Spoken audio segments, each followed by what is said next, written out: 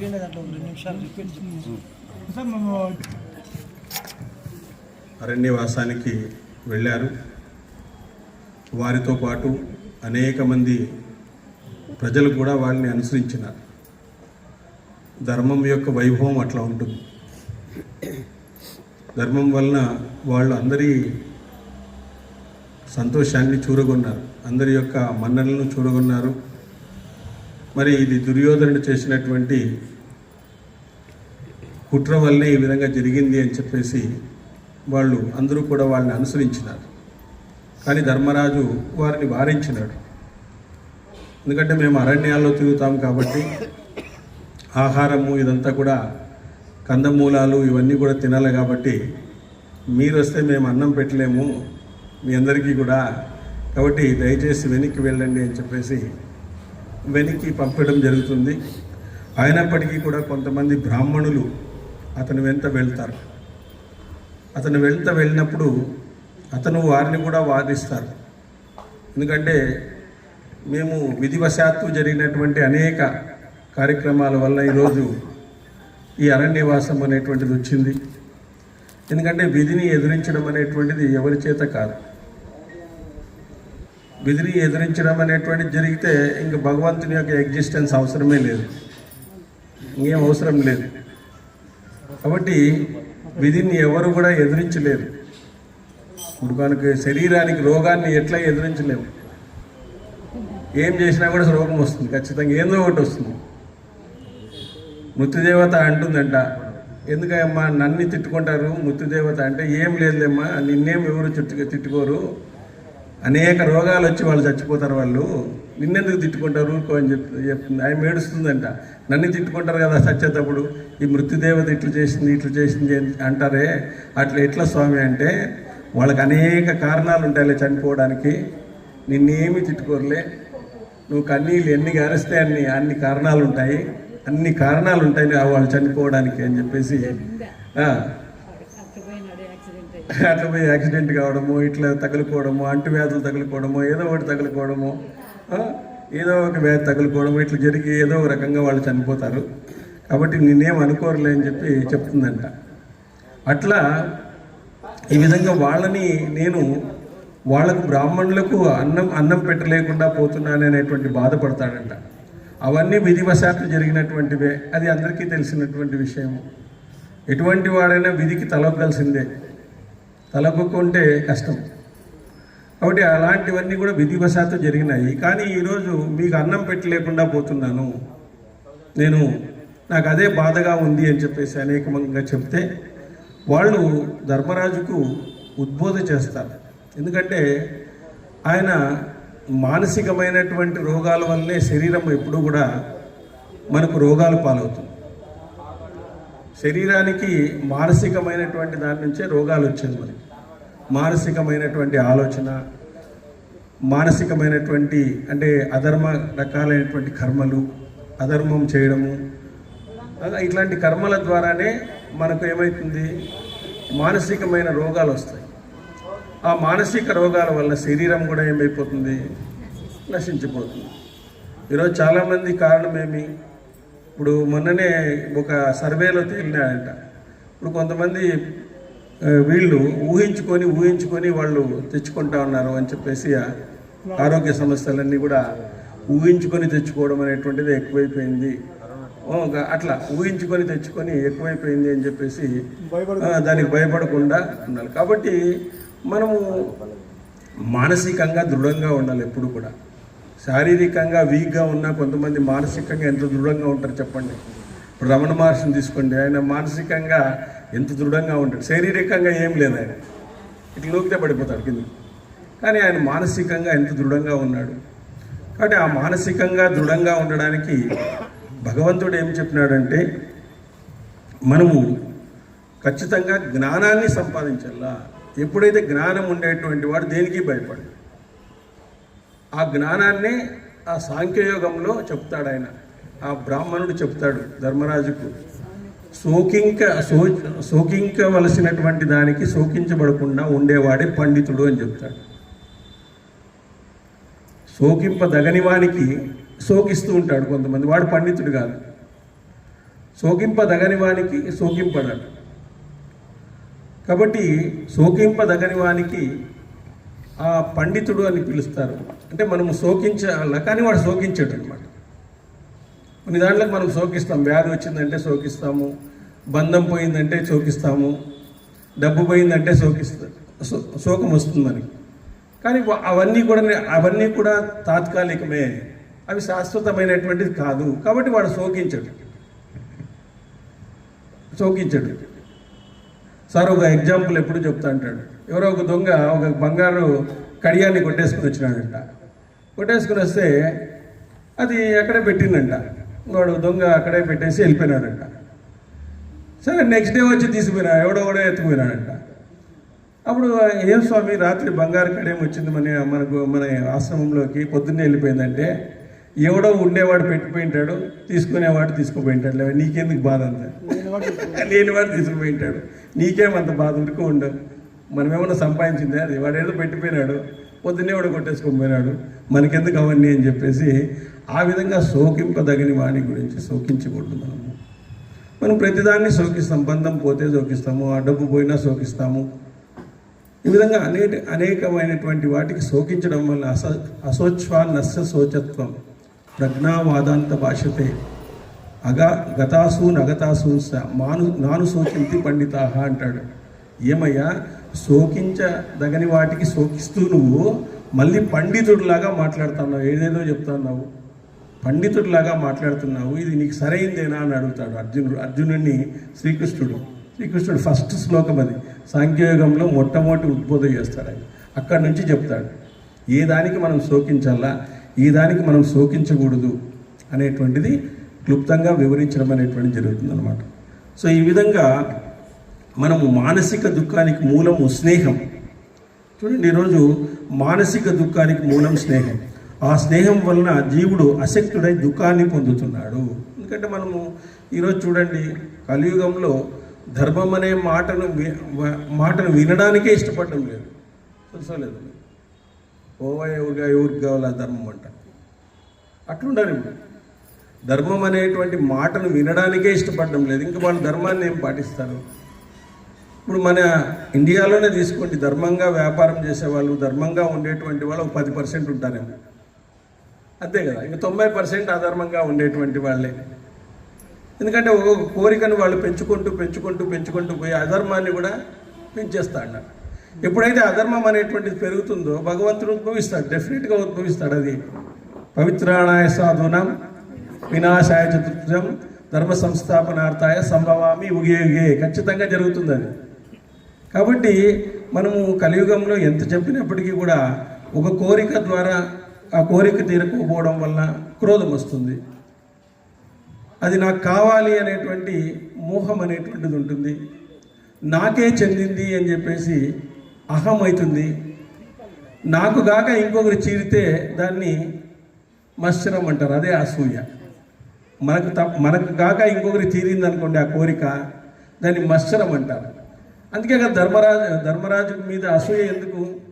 మయసభ లాంటిది నాకెందుకు లేదు, వాళ్ళ యొక్క ధనము వాళ్ళకు కావాల్సిన వాళ్ళ దగ్గర ఉన్నటువంటి ధనం నా దగ్గర ఎందుకు లేదు, వాళ్ళ రాజసూయ యాగము నేను చేయలేకుండా పోయినాని అనే అసూయతోనే కదా అధర్మంగా ఓడించినటువంటిది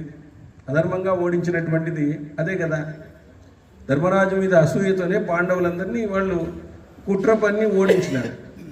సో కాబట్టి ఆ విధంగా దుఃఖాలన్నిటికీ స్నేహం కారణంగానే ఏర్పడుతున్నాయి. మనం ఈరోజు స్నేహము, ఒక వ్యక్తిని మనం అడిగితే ఒక 6 నెలలు తిరిగితే వాడు ఎలాంటి వాడో చెప్పొచ్చు. ఒక వ్యక్తితో ఒక 6 నెలలు తిరిగినామనుకోండి, వాడు ఎలాంటి వాడో మనం చెప్పొచ్చు. సో మంచి స్నేహం దొరకడం అనేటువంటిది చాలా కష్టం. కలియుగంలో ఈ భగవద్భక్తుల యొక్క స్నేహం దొరకడమే కష్టం. దాన్ని మనమందరూ నిలుపుకుంటున్నందుకు భగవంతునికి సర్వదా కృతజ్ఞత తెలియజేసుకోవాలి. ఎందుకంటే భగవద్భక్తుల యొక్క స్నేహం దొరకడమే చాలా కష్టం ఈ కలియుగంలో మనకు. కాబట్టి దుఃఖాలన్నీ స్నేహం కారణంగా ఏర్పడుతున్నాయి. భయాలు స్నేహం వల్లే కలుగుతున్నాయి. మనకు భయం అనేటువంటిది స్నేహాల వల్ల కలుగుతుంది. శోకము, ఆనందము, ఆయాసం అన్నీ స్నేహం వల్లే కలుగుతున్నాయి. ఈరోజు శోకం అనేటువంటిది కలుగుతూ ఉంది, ఆనందం అనేటువంటిది కలుగుతుంది, అలసట అనేటువంటిది అన్నీ స్నేహాల వల్లే కలుగుతున్నాయి. ఈరోజు మంచి స్నేహాలు ఉన్నాయి, చెడు స్నేహాలు ఉన్నాయి. మంచి స్నేహాల వల్ల మంచి కలిగితే, ఆనందం కలిగితే, చెడు స్నేహాల వల్ల అనేక రకాలైనటువంటి మానసిక రుగ్మతలు అనేటువంటివి ఉన్నాయి ఈరోజు. కాబట్టి స్నేహం వల్లనే విషయ సుఖం మీద మనసు అనురాగం ఏర్పడుతుంది. స్నేహం వల్లనే విషయ సుఖం మీద మనసు అనురాగం ఏర్పడుతుంది. ఇప్పుడు స్నేహం వల్ల ఏమవుతుంది, వాడంటే నాకు చాలా ఇష్టం అని చెప్పి వాడు చెప్పే మాటలు విని వాడు మోసపోతా అంటాడు. ఒక్కోసారి స్నేహంలో మోసం స్నేహాలు కూడా ఉన్నాయి. విపరీతమైనటువంటి మోసం స్నేహాలు కూడా ఉన్నాయి. ఆ విధంగా ఈ భావానురాగాలు రెండూ అనర్థకాలే. అందులో మొదటిదైనటువంటి భావం మిక్కిలి అనర్థదాయకము. దుఃఖాలన్నీ స్నేహం వల్ల కలుగుతున్నాయి. ఈరోజు దుఃఖాలన్నీ ఎలా కలుగుతున్నాయి? భగవద్భక్తులతో ఉండేటువంటి వాళ్ళు ఆనందంగా ఉన్నారు, మిగతా వాళ్ళతో ఉండే వాళ్ళు దుఃఖాలతో ఉన్నారు. ఒకరినొకరు పోల్చుకొని వాళ్ళు అవి తీసుకుని వచ్చుకోలేక మేము ఇలాగ అయిపోయినామని చెప్పేసి ఈ స్నేహాల వల్ల అనేకమైనటువంటి దుర్జనుల స్నేహం వల్ల. ఇప్పుడు కర్ణుడు అలాంటి గొప్పవాడు, కర్ణుడు మరి అలాంటి వాడు దేనికి చెడిపోయినాడు? దుర్యోధనతో స్నేహం చేసి చెడిపోయినాడు. అదే కుచేలుడు శ్రీకృష్ణునితో స్నేహం చేసి సకల సంపదలు పొందినాడు. ఆయన సకల సంపదలు పొందినాడు. అట్లా స్నేహాన్ని బట్టి మన జీవితాలు ఆధారపడి ఉన్నాయి. చెట్టు త్వరలోని నిప్పు చెట్టును సమూలంగా పూర్తిగా దహించినట్లుగా స్వల్పమైనదైన రాగం అనే దోషము ధర్మార్థాలను రెండింటినీ నాశనం చేస్తుంది. రాగం అనే దోషం, రాగద్వేషాలు అంటారు. అంటే ఒక విషయము మనకి ఇష్టము, ఒక విషయం నాకు ఇష్టము లేదు అని రాగద్వేషాలు ఎప్పుడైతే మనకు వస్తాయో అప్పుడు మనలో ధర్మార్థాలైనటువంటి ధర్మ అర్థ మోక్షాలు ఇవన్నీ కూడా నాశనం అయిపోతాయి. ఎప్పుడైతే రాగం అనేటువంటిది వస్తుందో, రాగం అంటే ఇష్టం. మనం దేన్ని ఇష్టపడాలా, దేన్ని ఇష్టపడకూడదు అనేది చాలా ముఖ్యం. మనం దేన్ని ఇష్టపడాలా? ఆత్మజ్ఞానాన్ని ఇష్టపడాలి, భగవంతుని యొక్క తత్వాన్ని ఇష్టపడాల, భగవంతుని యొక్క లీలను తెలుసుకోవడానికి ఇష్టపడాలా, భగవంతుడు అంటే ఎవరు అని తెలుసుకోవాలా, అసలు నేనెవరు అని తెలుసుకోవాలి. ఫస్ట్ భగవంతుని విడిచిపెట్టి పక్కన నేనెవరు, అసలుకి నేనేమన్నా రెడీమేడ్గా చేయబడ్డానా, పైనుంచి ఇసిరేయబడ్డానా? ఎంతో ప్రాసెస్ జరిగితే తప్ప మనం రాలేదు. మరి 84 లక్షల జీవరాశుల్లో మనము ఈ జన్మను తీసుకున్నాం. ఈ జన్మను తీసుకొని కూడా ఈ జన్మలో మనకు కావలసినటువంటి జన్మను మళ్ళీ పొందేటువంటి అవకాశాన్ని భగవంతుడు ఇచ్చినాడు. ఇక్కడ మానవ జన్మను ఎందుకు ఇచ్చినాడు? మిగతా జంతురాశికి లేనటువంటి విచక్షణ జ్ఞానాన్ని ఇచ్చినాడు, వివేకాన్ని ఇచ్చినాడు మనిషి. ఆ వివేకము విచక్షణ ఉపయోగించుకొని భౌతికమైనటువంటి సుఖాలను తక్కువగా తీర్చుకుంటూ ఆధ్యాత్మికమైనటువంటి జ్ఞానాన్ని సంపాదించుకొని భగవంతునితో కలిసిపోరా అని చెప్పేసి మనకిస్తే మనం ఈరోజు ఏం చేస్తున్నాము? ఇది శాశ్వతమైనట్లుగా, ఇదేదో దీంట్లో మనం పర్మనెంట్గా ఉన్నట్లుగా ఈరోజు విచ్చలవిడిగా అధర్మాన్ని చేసి మన వివేకంతో వివేచనతో ఇతరులను మోసం చేసి మనం ఈరోజు సంపాదించుకునేటువంటి దాన్ని మనం మళ్ళీ పాపాల రూపంలో మనం తీర్చుకోవాల్సి వస్తుంది. Every reaction there is an equal opposite reaction. ఖచ్చితంగా మనము చేసినటువంటి పాపము మనకు ఖచ్చితంగా తగులుతుంది. పాపము పుణ్యం, పాపం వల్ల దుఃఖము, ఇది ఆధ్యాత్మిక సూత్రం, ఇది భగవంతుని సూత్రం అంట. పాపం వల్ల దుఃఖము, పుణ్యం వల్ల సుఖము, జ్ఞానం వల్ల మోక్షము. ఇదే భగవంతుని యొక్క శాసనం. పాపం వల్ల దుఃఖం వస్తుంది, పుణ్యం వల్ల సుఖం వస్తుంది, జ్ఞానం వల్ల మోక్షం వస్తుంది. ఇది భగవంతుని యొక్క ఆదేశం. మరి సో జ్ఞానం మనం సంపాదించుకుంటేనే మోక్షం, పుణ్యాన్ని మనం సంపాదించుకుంటున్నాం, దానివల్ల సుఖం వస్తుంది. ఆ సుఖం వల్ల మనం ఏం చేస్తున్నాం? పాపాలు చేస్తున్నాం, మళ్ళీ పాపాలు చేస్తున్నాం. పుణ్యం కొద్దీ మనం పాపాలు చేస్తున్నాం. సో పాపాలు చేయడం వల్ల దుఃఖం అనేటువంటిది వస్తుంది, ఖచ్చితంగా వస్తుంది. కానీ జ్ఞానం అనేటువంటిది మనం సంపాదించుకోవడం లేదు. భగవంతుని యొక్క జ్ఞానము మనకు భగవంతునికి ఉండేటువంటి సంబంధం ఏమిటి? చరాచర ప్రకృతి అంతా కూడా ఎవరితో నడుస్తూ ఉంది? ఈ ప్రకృతి పురుష స్వరూపం ఏమి, అందులో నాకుండేటువంటిది ఏమి అనేటువంటిది మనం ఒకసారి కూడా ఆలోచించలేకుండా పోతున్నాము. ఈరోజు ఆనంద దోలికల్లో మునిగిపోతున్నాం అందరూ కూడా. సో విషయ సుఖాలను అందుబాటులో తేలేక వాటిని విడిచిపెట్టేవాడు త్యాగి కాడు. విషయ సుఖాలు అందుబాటులో తేలేక వాటిని విడిచిపెట్టేటువంటి వాడు త్యాగి కాదు, విషయ సుఖాలను వదిలేయాల. విషయ సుఖాలను లభించినప్పటికీ వాటిలోని దోషాన్ని గుర్తించి విడిచిపెట్టేవాడు అసలైన త్యాగి. చూడండి, విషయ సుఖాలు ఎవరైతే ఉన్నాయో చూడండి, ఈరోజు ఎంతోమంది జ్ఞానం ఉండేటువంటి వాళ్ళు, ఎంతోమంది ఉండేటువంటి వాళ్ళు అక్కడ కూర్చొని ఎక్కడో అక్కడ అంగడిల దగ్గర ఆడ కూర్చొని మాట్లాడుకుంటుంటారు. ఎందుకు?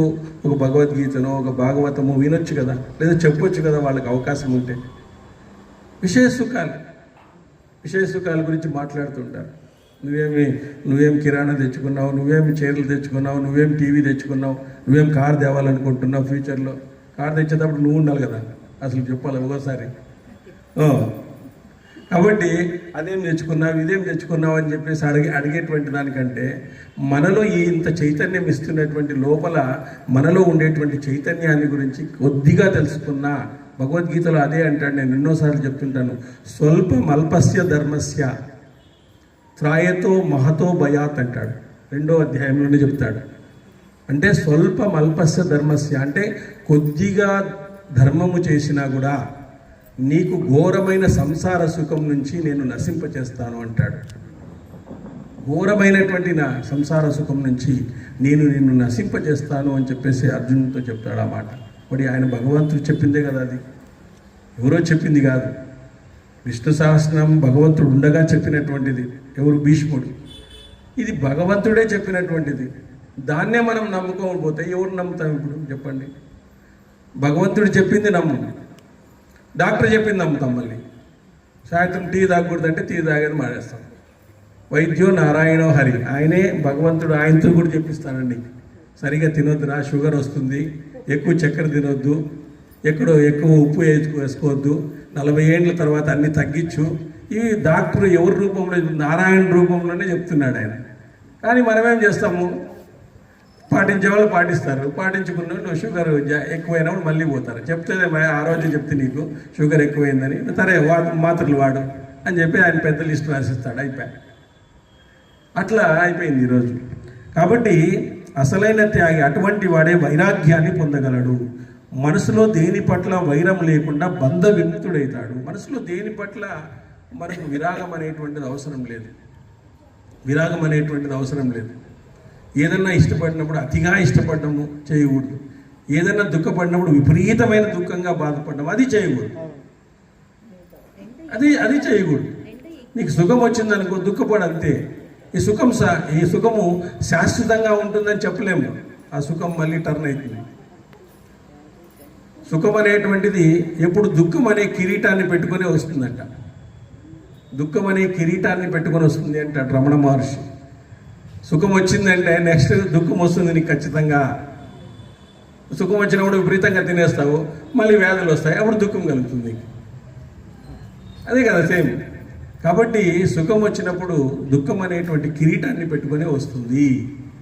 కాబట్టి సుఖం వచ్చినప్పుడు ఏం చేయాలా? ఇది భగవంతుడు ఇచ్చినది అని అనుకోవాలా. నలుగురికి పంచాలి వీలైతే. ఆ సుఖాన్ని నలుగురితో పంచుకోవాలి. అప్పుడు దుఃఖం వచ్చినప్పుడు ఆ నలుగురిని నీకు పంచుకుంటారు, నీ దగ్గరకు వచ్చి పంచుకుంటారు. కాబట్టి సుఖం వచ్చినప్పుడు భగవంతుడు నాకు ఇచ్చినటువంటిది అనుకోవాలా. మనకు వచ్చినటువంటి కష్టాలు ఇవన్నీ కూడా నా కర్మంగా వచ్చినాయి కానీ భగవంతుడు ఇలేదు అనుకోవాలి. మనమేమనుకుంటామంటే సుఖం నా నుంచి వచ్చింది, కష్టాలు ఆయన నుంచి వచ్చినాయి కాబట్టి ఆయన పెద్దగా మనము గుడికి పోకూడదు ఎక్కువ సార్లు. ఎవడో అవసరమైనప్పుడు పోవాలా, ప్రసాదాలు బాగున్నప్పుడు పోవాలా. ఎట్లా వాట్సాప్లో ఇప్పుడు ప్రసాదాలు ఇస్తాన్నామని చెప్తారు, అప్పుడు పోయేస్తే చాలు, కొంచెం తినేసి బాగా ప్రసాదం తిని వెళ్ళిపోవచ్చు. అట్లా కూడా ఉంటుంది. కాబట్టి మనకు వచ్చే కష్టాలు సుఖాలన్నీ కూడా మనం తెచ్చుకున్నటువంటివే.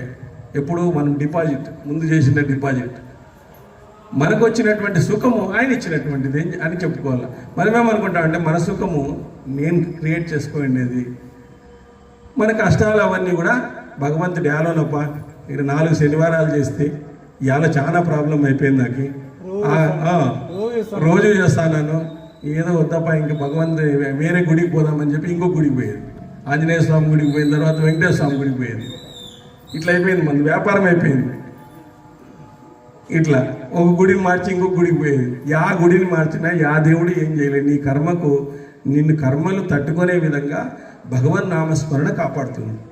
భగవన్ నామస్మరణ నువ్వు చేసినావంటే ఎటువంటి చెడు కర్మనైనా కూడా నువ్వు తట్టుకోగలుగుతావు, ఎదుర్కోగలుగుతావు. భగవన్ నామస్మరణకు అంత శక్తి ఉంది. ఎన్ని కష్టాలు వచ్చినప్పటికీ కూడా భగవన్ నామస్మరణతో మనం ఏదైనా కూడా సాధించవచ్చు. భగవన్ నామస్మరణతో మనము సపోజ్ భగవంతుడికి మనం శరణాగతి అయినామనుకోండి, మన పూర్వజన్మ కర్మలు కూడా క్షీణిస్తాయి అని చెప్తాడు రమణ మహర్షి. మనం భగవంతుడికి పూర్తిగా శరణాగతి అయినామనుకోండి, శరణాగతి అంటే ఏమి, మన ప్రయత్నం మనం చేసి మిగతాది వదిలేసినామనుకోండి. మన ప్రయత్నం మనం చేయాలా. శరణాగతి అంటే స్వామి బియ్యం లేవు స్వామి, ఎట్లా నువ్వు తెచ్చేయాలంటే తెచ్చాడు ఆయన, పోయాడ పని చేసుకుని తెచ్చుకో. నువ్వు ప్రయత్నం చేయి, దొరకకపోతే ఆయన ఇస్తాడు, అన్నా క్యాంటీన్కి పంపిస్తాడు, 2 రూపాయలు ఇచ్చి ఏదో ఒకటి చేస్తాడు 5 రూపాయలకి. కాబట్టి నువ్వు ఆ విధంగా చేయాలా. నువ్వు 100% చేసి స్వామి నా చేత కాలేదు అని చెప్పు, భగవంతుడు నిన్ను కాపాడుతాడు. అప్పుడు కాపాడుకుంటే చూడు, అదే అనన్యా చింతయస్తోమ ఏ జనా పర్యుపాస్తే తేషాం నిత్యాభియుక్తానం యోగక్షేమం వహామ్యం అని చెప్పేది ఊరికే కాదు. మరి మనకు దీంట్లో కూడా ఎన్నో గాథలు ఉన్నాయి అట్లా కాపాడినటువంటిది. ఎన్నో గాథలు మనకు భాగవతంలో వస్తాయి. భగవంతుడు ఎట్లా కాపాడినాడు అందరినీ, భక్తుల్ని ఏ విధంగా ఆయన కాపాడినాడు అని చెప్పేసి ఆ విధంగా అనేకమైనటువంటి కథలు మనకు ఉన్నాయి.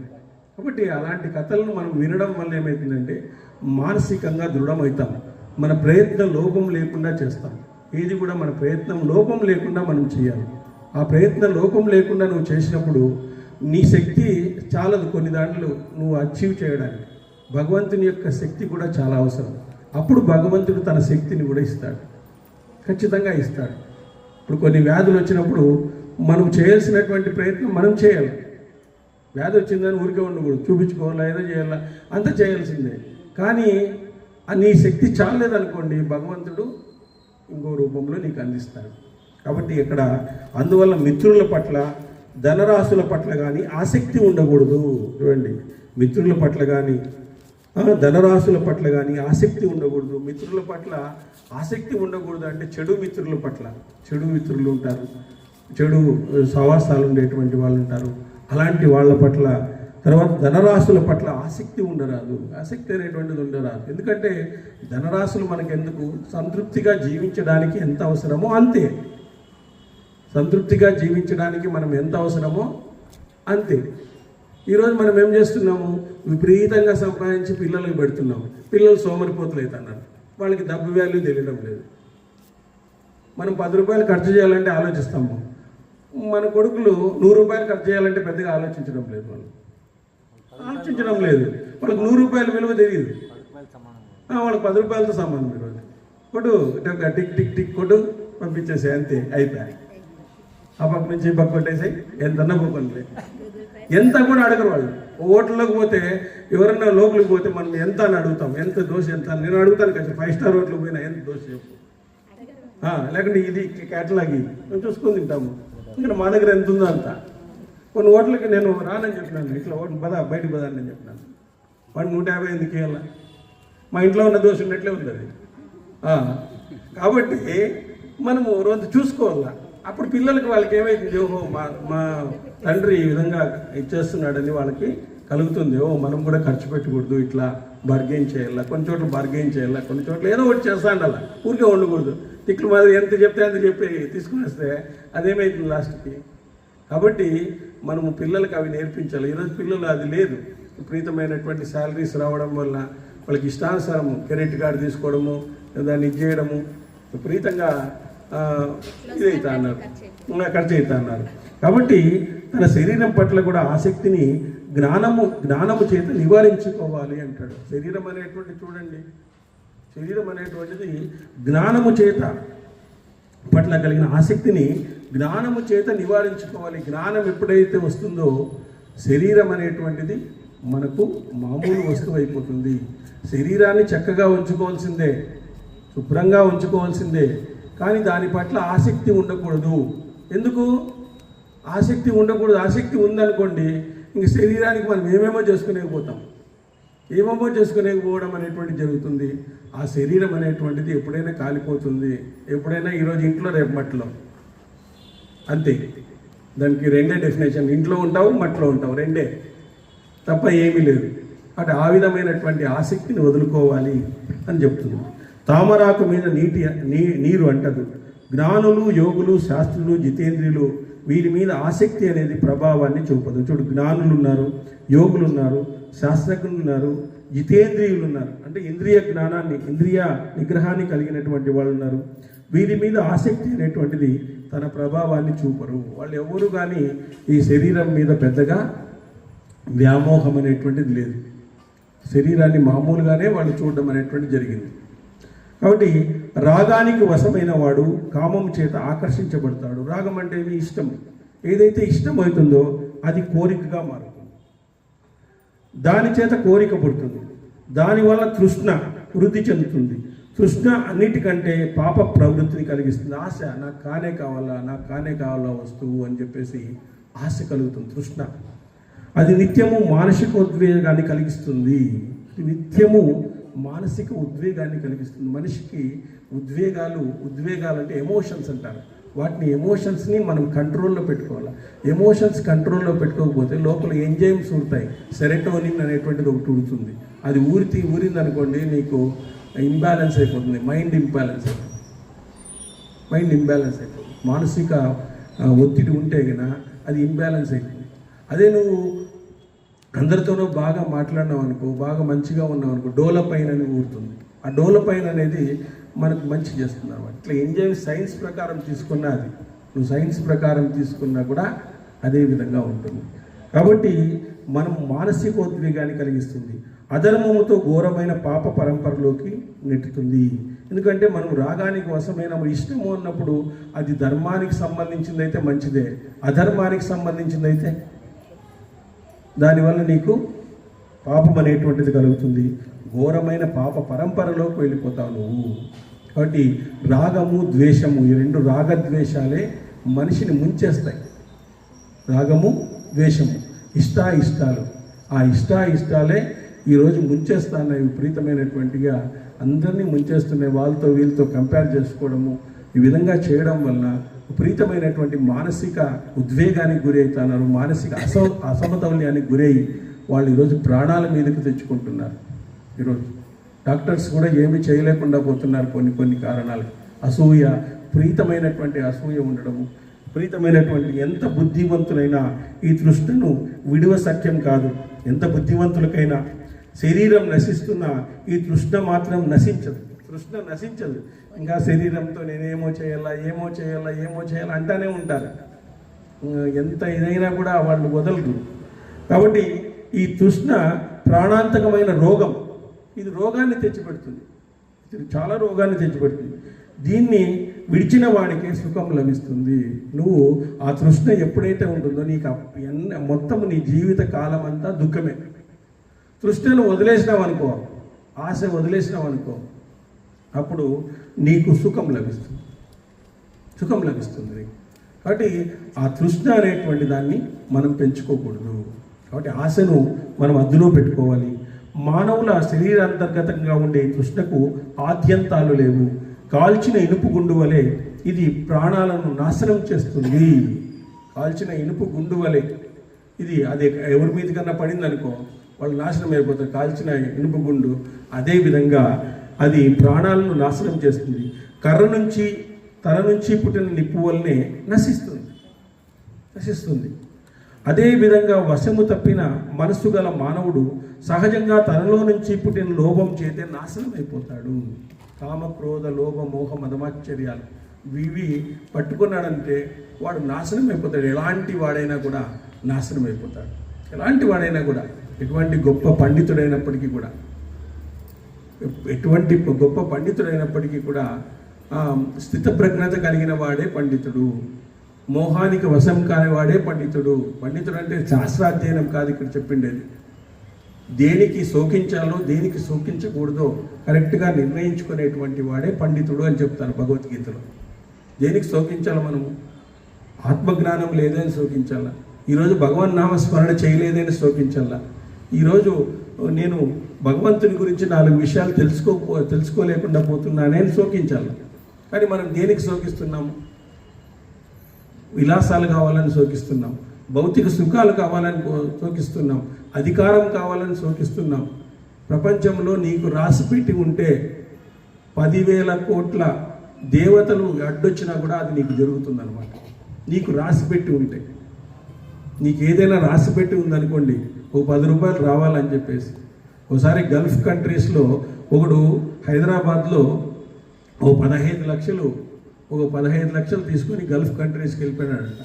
వాడు లబోదిబో ముట్టుకుంటున్నాడు పాపం, మంచివాడు, చాలా మంచివాడు, ఫ్రెండ్ అని చెప్పేసి 15 లక్షలు ఇచ్చినాడు.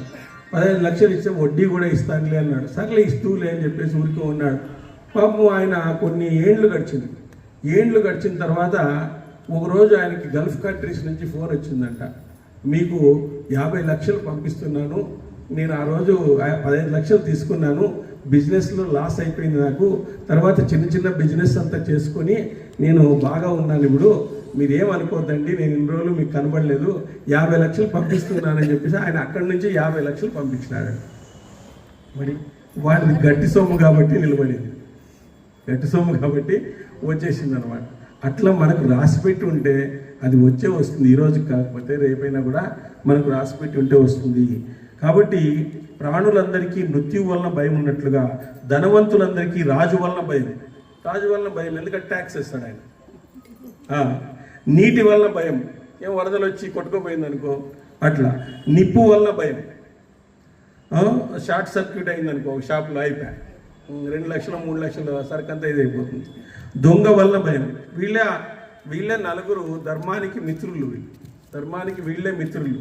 ఎవరంటే అధర్మం చేసినటువంటి వాళ్ళకి రాజు వలన, తర్వాత దొంగ వలన, వ్యాధి వలన, అగ్ని వలన వాళ్ళకి ముప్పు ఉంటుంది అన్నమాట.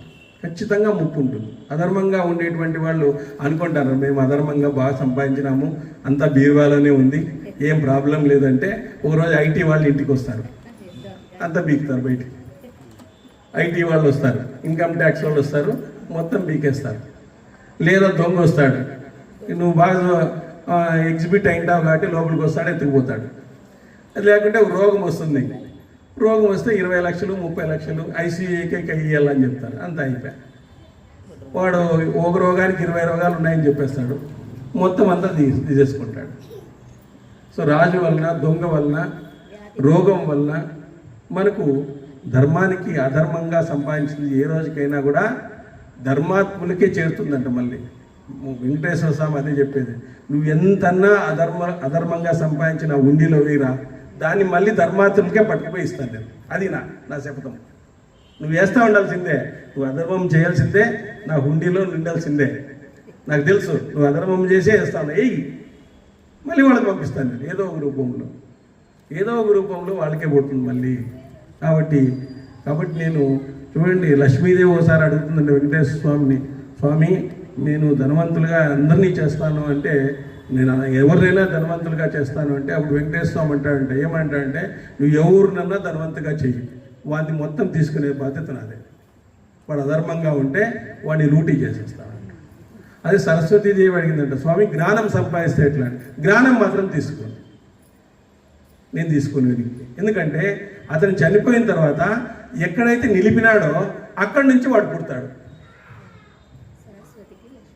లక్ష్మికి అది తేడా. జ్ఞానం అయితే నేను వెనక్కి తీసుకుని ఎంతన్నా సంపాదించుకుని వాడు, ఆధ్యాత్మిక జ్ఞానం ఎంత సంపాదించుకోండి, కానీ నెక్స్ట్ జన్మలో వాడికి అక్కడి నుంచి పుట్టిస్తాను, అక్కడ సంస్కారం వస్తుంది, అక్కడ సంస్కారంతో పుట్టిస్తాను వాడిని అని చెప్పి వాళ్ళిద్దరికీ సంభాషణ జరిగినప్పుడు, నువ్వు ఎవరికన్నా నేను ఏ రోజు ఒకరోజు తీసుకుని వస్తాను, దాంట్లో నో డౌట్ అట్ ఆల్. వాడు ధర్మంగా ఉంటే ఉండుకొని, అధర్మంగా ఉన్నాడంటే తీసేసుకుంటాను అని చెప్తాను. సో అది కాబట్టి ఆ విధంగా ప్రాణుల వలన ఈ విధంగా ఉంటుంది. మాంసము ఆకాశంలో పక్షుల చేత, భూమి మీద క్రూర మృగాల చేత, నీటిలో చేపల చేత తినబడినట్లుగా ధనవంతుడు అంతటా అందరి చేత తినబడతాడు. ఎంతకంటే ఏముంది చూడండి, మాంసం ఆకాశంలో పక్షుల చేత, గద్దొచ్చి ఎత్తుకుపోతుంది మాంసాన్ని, భూమి మీద క్రూర మృగాల చేత, నీటిలో చేపల చేత తినబడినట్లుగా ధనవంతుడు అంతటా అందరి చేత తినబడతాడు. వాడితో ఉండేది మొత్తం అంతా వెళ్ళిపోతుంది ఏదో ఒక రూపంలో, వ్యాధి రూపంలోనో, ట్యాక్స్ రూపంలోనో, దొంగల రూపంలోనో, ఏదో రకంగా వానికి వెళ్ళిపోతుంది. కాబట్టి మానవులకు కొందరికి ధనము అనర్థానికి కారణమవుతుంది. డబ్బు వల్ల కలిగే సుఖాల మీద ఆసక్తి గలవాడు శాశ్వతమైనటువంటి శ్రేయస్సును పొందలేడు. డబ్బు వల్ల మనము ఎప్పుడు డబ్బు గురించి ఆలోచిస్తామనుకోండి, మరి శ్రేయస్సును ఏం పొందుతాం? ఈ ఆధ్యాత్మిక జ్ఞానం అనేటువంటిది ఎట్లా వస్తుంది? మనకు ధర్మబద్ధంగా ఉండేటువంటి డబ్బు మంచిదే, దాంతో మనం సంతృప్తిగా ఉండడం మంచిది. డబ్బు అనేది అవసరం లేదని కాదు ఇక్కడ చెప్పేది.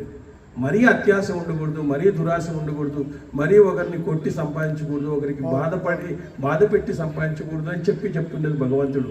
నీ ధర్మంతో నువ్వు సంపాదించుకోవచ్చు, తప్పేం లేదు. కాబట్టి అందువల్ల ప్రాప్తికై చేసే ఉపాయాలన్నీ మనసులోని మోహాన్ని పెంచుతాయి. మనకు మానవులకు డబ్బు వల్ల కార్పణ్యం అంటే గర్వం, కోపం, భయం, ఉద్వేగం అనే దుఃఖాలు కలుగుతాయి. డబ్బు వల్ల వాడికి కార్పణ్యం, వాడికి కరుణ ఉండదు, తర్వాత గర్వం ఉంటుంది, కోపం ఉంటుంది, భయం ఉంటుంది, ఎవరితో మాట్లాడలేడు, ఉద్వేగం ఉంటుంది అనే దుఃఖాలు కలుగుతాయి. డబ్బును సంపాదించడంలో, దాన్ని రక్షించుకోవడంలో అది క్షీణించినప్పుడు మానవులు మిక్కిలి దుఃఖాన్ని అనుభవిస్తారు. ఇప్పుడు డబ్బును సంపాదించేటప్పుడు మళ్ళీ భయపడుతూ ఉంటాడు, ఈ డబ్బు ఎవరైనా ఎత్తుకుపోతారేమో అని చెప్పేసి. మళ్ళీ క్షీణించినప్పుడు బాధపడతాడు, సంపాదించేటప్పుడు భయపడుతుంటాడు, ఇది ఎవరికైనా తెలుస్తుందేమో, తెలిస్తే ఎట్లా జైల్లోకి వేస్తారేమో అని బాధపడతాడు. మళ్ళీ డబ్బు వచ్చిన తర్వాత దాన్ని నిలుపుకోవడానికి భయపడుతూ ఉంటాడు, అది ఎవరైనా ఎత్తుకుపోతారేమో, పక్కింటి వాళ్ళకి మన చెప్పింటి ఎవరైనా విన్నారేమో, పక్కన ఎవడన్నా దొంగి విన్నాడేమో, వాడేమైనా లోపలికి వస్తాడేమో, ఇది ఒక భయం మనకి. ఇంట్లో గడ్డలు సరిగా వేసుకోవడము, ఇవన్నీ ఇట్లా ఇంట్లో పెద్ద ఏదైనా ఇనుపకం వేపిస్తామనేది, ఇట్లాంటివే ఇంకా అన్నీ వచ్చేది అది. కాబట్టి అది క్షీణించినప్పుడు మానవులు ఇంకా దుఃఖాన్ని అనుభవిస్తారు. డబ్బు కారణంగా ఇతరులను చంపుతారు. ఈరోజు చూడండి, డబ్బు కారణంగా ఎంతో మందిని చంపేస్తున్నారు, డబ్బులు దోచుకోవాలని చెప్పేసి. ఎంతోమంది నిన్న ఎవరో క్రెడిట్ కార్డులో 12 కోట్లు కొట్టేసినారంట, హైదరాబాద్ అయింది, నకిలీ వాళ్ళు, పేపర్లో వచ్చింది. 12 కోట్లు. విశ్రాంత ఐఏఎస్ ఆఫీసర్ ఆయన, పాపం రిటైర్డ్. ఆయన ఏదో నొక్కినాడంటే ఆ పాస్వర్డ్ వెళ్ళిపోయింది వాడికి, అయిపోయి. ఎవరికి పోయింది తెలిసింది. అది చాలా కష్టంగా ఉంటుంది, చాలా కష్టం. అది 15 కోట్లు, ఎంత 12 కోట్లు ఏమో కట్ చేసినారండి. 12 కోట్లు అంటే కట్ చేసే వాళ్ళు చాలా మేధావులుగా ఉంటారు వాళ్ళు. ఆయన ఏదో నొక్కకూడదు నొక్కినాడు, వాళ్ళకి ఆ నంబర్ వెళ్ళిపోయింది. ఆ నంబర్ పోయిందంటే అయిపోయి అన్ని వాళ్ళకి నొక్కినాడు. దాంతో 12 కోట్లు కొట్టేసిన. ఈరోజు పేపర్లో వచ్చింది, నేను మార్నింగే చదివినాను. ఎవరికి తెలిసలేదు, చాలా కష్టం. సైబర్ నేరాలు అసలు గవర్నమెంటే ప్రాబ్లం. చాలా జాగ్రత్త. మీరు అన్నోన్ మెసేజెస్ క్లిక్ చేయొద్దండి, అన్నోన్ మెసేజెస్ వస్తే క్లిక్ చేయొద్దండి అని వాళ్ళు ఇన్స్ట్రక్షన్ చెప్తానే ఉంటారు, బ్యాంక్ వాళ్ళు చెప్తానే ఉంటారు. ఈ మెసేజెస్ వస్తే ఊరికే ఉండేసేయండి, డిలీట్ చేసేసేయండి అని చెప్తారు. మనం ఏం చేస్తామంటే మెసేజ్ వస్తే నొక్కేస్తాం, అయితే అంతే. కాబట్టి ధనాన్ని దుఃఖముతో సంపాదిస్తారు, అందువల్ల దాని నాశనాన్ని గురించి చింతించకూడదు. కాబట్టి ధనం పోయింది అంటే అది మనది కాదు అనుకోవాలి, దుఃఖంతోనే సంపాదిస్తారు దాన్ని. మూఢులు ఎల్లప్పుడూ అసంతుష్టులుగా ఉంటారు, పండితులు ఎప్పుడు కూడా సంతుష్టులుగా ఉంటారు. ధనదాహానికి అంతు లేదు, సంతుష్టే మిక్కిలి సుఖము, సంతృప్తిగా ఉండడమే మిక్కిలి సుఖము. అందువల్ల పండితులు సంతోషమే గొప్పదని భావిస్తారు. ఎవరైతే ఎప్పుడూ సంతోషంగా ఏమీ ఉన్నా ఏమీ లేకపోయినా ఆనందంగా ఉంటారో వాళ్ళు ఎప్పుడు కూడా ఆనందంగా ఉంటారు, వాళ్ళే పండితుడు. యవ్వనము, అందము, జీవితము, రత్నాలు కూడబెట్టడం, ఐశ్వర్యం, ఇష్టలతో ఉండడం ఇవన్నీ అనిత్యాలే. యవ్వనం మనకు రాదు. శంకరాచార్య ఎప్పుడూ చెప్పినాడు, మాకురు ధనధన యవ్వన గర్వం హర్షనిమేతత్ కాలసర్వం మాయా మహిళం కృత్వ బ్రహ్మపదత్వం ప్రవిశ విదిత్వ అంటాడు. అంటే మనకు కాలం కానీ మనుషులు కానీ మనకి ఇవన్నీ కూడా శాశ్వతం కాదు, ఒక క్షణంలో వెళ్ళిపోతాయి. మా కురు ధన జన యవ్వన గర్వం. ధనము, జనము, యవ్వనం ఇవన్నీ కూడా 5 నిమిషాల్లో తీసేస్తాడు భగవంతుడిని. కాబట్టి హర్ష నిమేతత్ కాల సర్వం మాయామఖిలం కృత్వ బ్రహ్మపదత్వం ప్రవిశ విదిత్వ. ఎప్పుడు పరమాత్మ నీకు ఆధారమైనటువంటి మీకు చైతన్యమైనటువంటి పరబ్రహ్మను పట్టుకోండయ్యా. ఇవి ఎప్పుడూ నిలిచవు. ఏదో జనం కావాలని చెప్పేసి కొంతమంది చూస్తూ ఉంటారు, కొన్ని పూజలు చేయాలంటే మా ఇంటికి ఎక్కువ జనం రావాలా అనేది, ఎక్కువ ప్రసాదం చేయించినామని. ఎవరు చేయించమన్నారు నిన్ను? విపరీతమైన జనాలు రావాలా, జనాలు వచ్చి పొగడల్లా, ఇదే వ్యవహారాలు. ఎక్కడ పూజ చేసినా ఇదే, ఎక్కడ పూజ చేసినా పొగడల్లా, అది చేయాలా ఇది చేయాలా అని చెప్పేసి. కాబట్టి ఆ యవ్వనం కానీ, అందం కానీ, జీవితం కానీ, రత్నాలు కూడబెట్టడం కానీ, ఐశ్వర్యం ఇష్టలతో ఉండడం కానీ అన్నీ అనిత్యాలే. ధనం కూడబెట్టడం వల్ల కూడబెట్టడాన్ని విడిచిపెట్టాలి. దానివల్ల కలిగే కష్టాలను ధైర్యంగా ఎదుర్కోవాలి. దానివల్ల కలిగే కష్టాలు, ధనం అనేది సంతృప్తిగా ఉన్నామనుకోండి, కష్టం వస్తే ఎదుర్కోవాలా. అదే కదా జీవితం నేర్పించేది నీకు. ఇప్పుడు వీళ్ళు ఇక్కడ చార్ధామ్ యాత్ర పోయినారు, ఎంత కష్టంగా పోయినారు. ఆయన భగవంతుడు ఆడే చెప్పినాడు, నన్ను దర్శించాలంటే ఇట్లుంటుంది నా మార్గం అంటాడు ఆయన. నా మార్గం ఇట్లే ఉంటుంది, నువ్వు రావాల్సిందే అంటాడు. ఆ నది చెప్తుంది, నేను ఎన్ని కష్టాలైనా ముందుకే పోతాను కానీ వెనక్కి పోనని చెప్తుంది. ఆ యమునా నది, గంగా నది ఏం చెప్తుంది? నేను ముందుకు పోవడమే తప్ప వెనక్కి పోయే క్వశ్చనే లేదని చెప్తుంది. అది మా యొక్క సముద్రంలోకి మేము కలిసిపోవాలి. ఫస్ట్ మేము అక్కడి నుంచి పుట్టినాం కాబట్టి అక్కడే కలిసిపోవాలా. నువ్వు చాట ఇది బంగ్లాడు తీసుకొని ఉండమ్మా, నీకు పూజ చేస్తా అంటే అది నిలబడదు. వెనక్కి వస్తాడారు, వాళ్ళతో పూజ చేయంటుంది. ఇంకా కొంతమంది వస్తాడారు, వాళ్ళకి పూజ చేసుకోమ్మా అని చెప్తుంది. అవి ఏవి డైరెక్షన్ని మార్చుకోలేవు. అవి డైరెక్షన్ పరబ్రహ్మాన్ని చేరాల. తన యొక్క నదీ పుట్టుక ఎక్కడ? సముద్రమే నదీ పుట్టుక. అది ఆవిరి నుంచే కదా వచ్చేది. నదులన్నీ కూడా మరి సముద్రంలో కలిసినట్టుగా అన్నీ కూడా అక్కడ కలవాలా అనేటువంటిదే అక్కడ ఉండేది. కాబట్టి ధైర్యంగా ఎదుర్కోవాలి. ఇప్పుడు ఆ గంగా నది నాకు కొండల మధ్యలో ప్రవహించలేను, నాకు రాళ్ళు ఉండకూడదు, నాకు హాయిగా ఉండాలా అంటే ఏడుంటాయాడా? కొండల మధ్యలో పోవాల్సిందే, దూరుకొని పోవాల్సిందే అది. కాబట్టి అది భగవంతుడు అక్కడ మనకి ఒక పాఠాన్ని చెప్పినాడు మనకి. నీలో ఆత్మవిశ్వాసం ఉండాలా. ఇంత కష్టమైనటువంటి వివేకానందుడు అంటాడు, ఆధ్యాత్మికతలోకి రావాలంటే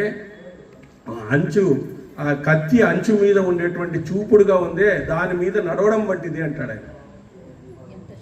ఎంత షార్ప్గా ఉంటుంది, దాని మీద నడిచేటువంటిదే ఆధ్యాత్మికత అంటాడు. అంత కష్టంగా ఉంటుందని చెప్పండి, నడవమని కాదు, నీ కత్తిచ్చి నడవప అని కాదు, అంత కష్టంగా ఉంటుంది అని చెప్పడానికి ఆయన ఒక ఉదాహరణ చెప్పినాడు అక్కడ. కాబట్టి ఇక్కడ మనము ధనాన్ని కూడబెట్టిన వాడు ఎవడు కూడా కష్టపడకుండా లేడు. అందువల్ల ధార్మికుడైన జనులు దైవేచ్ఛగా లభించిన ధనాన్నే ప్రశంసించాలి. దైవేచ్ఛగా మనకి ఏదైతే వచ్చిందో దాన్ని మనము యూటిలైజ్ చేసుకోవాలి. ధర్మం కోసం ధనాన్ని కోరేవాడు ధర్మం కోసం ధనాన్ని కోరేవాడు కూడా ధనాన్ని కోరకుండా ఉండడమే మంచిది. బురదను తొక్కి కాలు కడుక్కోవడం కంటే దూరంగా తాకకుండా ఉండడమే శ్రేయస్సు. మనము దూరంగా తాకకుండా ఉండడమే శ్రేయస్సు. యుధిష్ఠిరా, ఈ విధంగా నువ్వు దేని పట్ల కోరిక కలిగి ఉండడం ఉత్తమం కాదు. నువ్వు ధర్మ ప్రయోజనం కోరుకుంటే అర్థం పట్ల కోరికను విడిచిపెట్టు. కాబట్టి అర్థం పట్ల నువ్వు కోరికను విడిచిపెట్టు. మాకేదో సుఖాలు అవన్నీ ఇవ్వాలా, ఆహారం ఇవ్వాలా అనేది నువ్వు వదిలిపెట్టయ్యా. నువ్వు ధర్మం పట్ల అనురక్తిగా ఉండు, నువ్వు ఇలాగే ఉండు అని చెప్పేసి ఆ బ్రాహ్మణుడు అనేక విషయాలను ఇక్కడ మనకు తెలియజేశాడు. హరి ఓం స్వస్తి గోవింద. ఈరోజు మంచి విషయాలు విన్నాము. దగ్గరగా అంటే మానవ జీవితం దగ్గరగా సరిపడిన విషయాలు విన్నాము. ఈరోజు ఎన్నో విషయాలు గుర్తుపెట్టుకునేసి ధర్మబద్ధమైన జీవనాన్ని గడిపే ప్రయత్నం చేద్దాము. అదేవిధంగా రెండు విషయాలు చెప్పేసి ముగించే ప్రయత్నం చేద్దాము. మేము తీర్థయాత్రలో భాగంగా మేము ఒక వెహికల్లో ఎంచుకొని ఆ వెహికల్లో ప్రయాణం చేస్తున్నప్పుడు అనేక విషయాలు, భజనలు, సత్సంగ ప్రవచనాలు, మంచి విషయాలపైన ఒక చర్చా వేదిక ఇలాంటివన్నీ జరుపుకుంటూ పోయినాం. జరుపుకుంటూ పోయినప్పుడు అందులో ఒక ఆటవిడుపు కోసం ఒక చిన్న గేమ్ కూడా ఆడినాము. అందుకే సూక్తులు ఇవ్వడము. ఆ సూక్తుల మధ్యలో ఒక శివుని యొక్క బొమ్మ ఎవరికైనా వస్తే వాళ్ళకి చిన్న బహుమతి ఇవ్వాలని చెప్పి అనుకున్నాము. అక్కడ మేము విలేకపోయినాము. అది కూడా మీ సమక్షంలో ఇవ్వాలని చెప్పేసి అనుకున్నాము. కాబట్టి అక్కడ మిత్రులు మితభాషి, సరళ భాషి అయినటువంటి శేఖర్ గారు ఆ యొక్క బొమ్మ వాళ్ళకి రావడం జరిగింది. అక్కడే ఇవ్వాలనుకున్నాము, రాలేదు. కాబట్టి చిన్న ఆటలు ఏమిది జీవితాన్ని గుర్తుండే విధంగా, అందరినీ గుర్తుపెట్టే విధంగా ఉండాలని చెప్పేసి కోరుకుంటూ మరి చిరు సత్కారంతో ఈ కార్యక్రమం